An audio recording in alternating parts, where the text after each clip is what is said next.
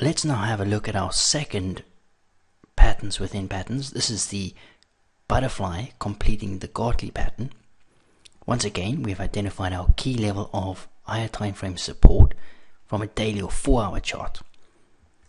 Price drives down into our key level of support, and we can see the bids come into the market, driving price aggressively off our level. We can now label this X to A. Once we start to see a retracement, and here again we're looking for a specific retracement of a 62% Fibonacci retracement from the XA swing, we can then start to think about possible Gartley patterns. Now this pattern can set up anywhere from a 5-minute to 4-hour hourly chart. I like to trade it from anywhere between the 5 to an hourly because it normally gives a decent risk reward on the trade. We now label this, once we've got that 62 retracement, point B. When we start to see a retracement of the AB leg,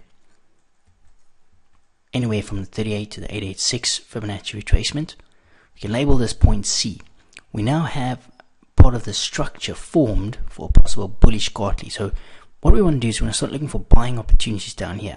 Now if this pattern is forming on an hourly chart or 4-hour chart, the risk could potentially be quite large.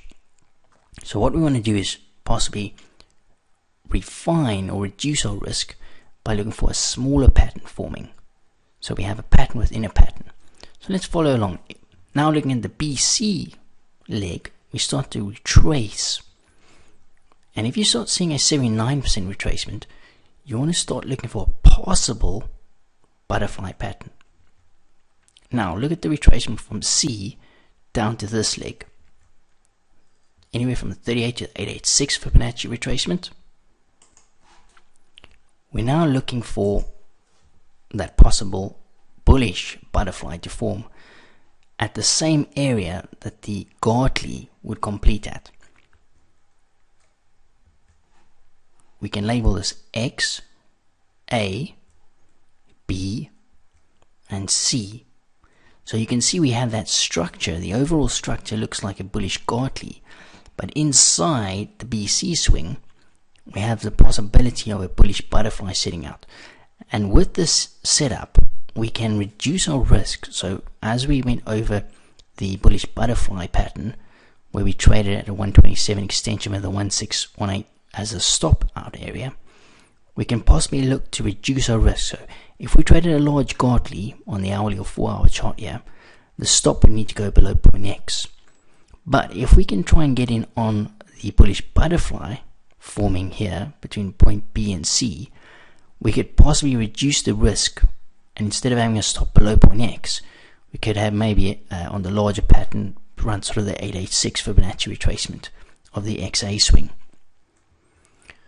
Now we're looking for price to drive lower, and having a look at this butterfly pattern, you're looking for the Fibonacci projections or extensions, 1618 and the 127 extension, to line up with the XA swing, which would be the 786, and that would set up the buy opportunity right here at point D. So we've got point D of the larger Gartley and point D of the bullish butterfly, all coming in at the same area. So we can get that extra added confirmation that that area is a high probability buying opportunity.